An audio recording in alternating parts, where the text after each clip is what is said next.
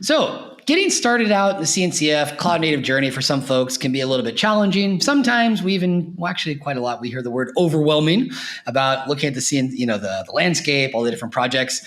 We're here today with Harshita, who has an incredible story to share. Can you tell us how that story started, how you first found out about the CNCF, what your experience was like, and any tips you might or recommendations you might have for folks that are going to be doing the same thing?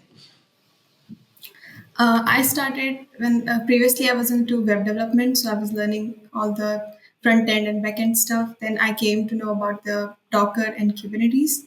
And at that time, Kunal Kushwaha created a great YouTube videos, content about Kubernetes. And from Twitter as well, I came to know about the CNCF. And then I applied for the KubeCon virtual scholarship, and I got the scholarship. And then attended the KubeCon, came to know about all the CNCF projects, and then I started contributing to open source. And yeah, so from there my journey started. That's fantastic. And what was your first experience, getting involved to start contributing? What was that process like? I when I was learning Kubernetes, I started going through the project Kubernetes, and at first it was overwhelming. Like for everyone, it is very overwhelming at first, and then I started with the non-code contributions because I think at that time I was learning some programming languages, so I thought like going with non-code contribution would be better for me.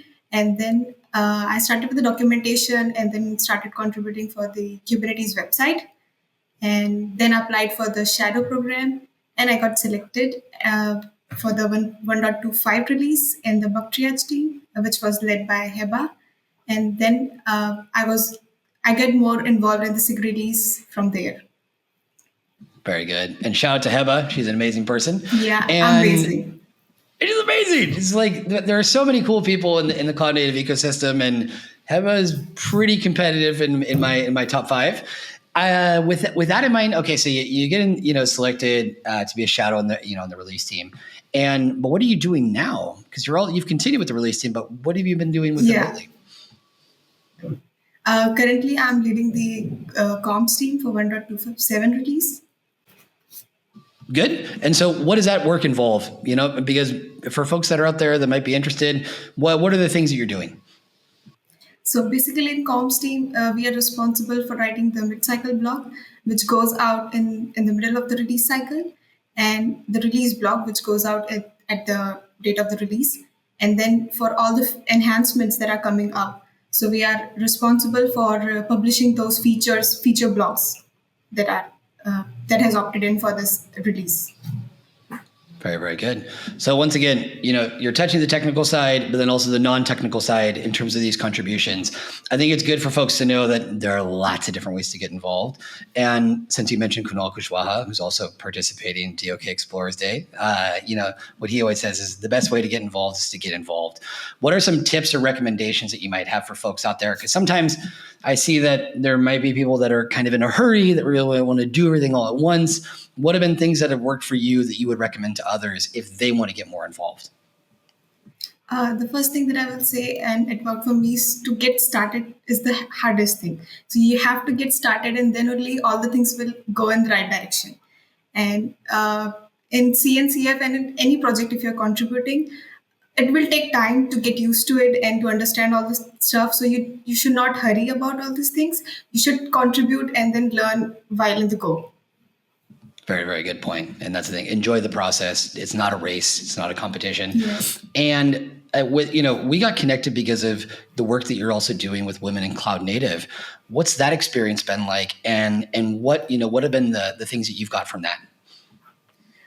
Actually, I recently joined Women in Cloud Native community. So, and it was started like a long time back. So, basically, the work in a Women in Cloud community is to empower women, and we try to learn from each other, grow together, learn together. And we have some bi-weekly meetings where we discuss stuff and share what we have learned, and then clear each other's doubt, and basically to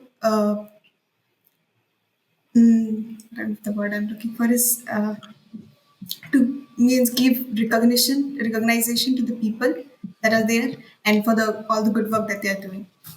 I think it's extremely important. Very often people are doing amazing things, but if they're not getting outside feedback and recognition of Getting the things they're yeah. doing, yeah, it might feel like, oh, I'm just kind of here and I'm not really doing anything. Not true. So massive shout out to Women Cloud Native. Glad that you're there. Anything that you have in mind for, your next steps, things that you're looking forward to? Yes, I am looking forward toward more code contribution in the community, in K8s and for all the CNCF projects, and for GSOC that is going on. So yeah, that's what I'm looking forward to. Good. So plenty busy. Harshita, thank you so much for joining us. And I think folks can learn a lot from your example. Don't be a stranger. You're pretty easy to find, and keep up the amazing work. All right. Yeah, thank you. All right. Cheers.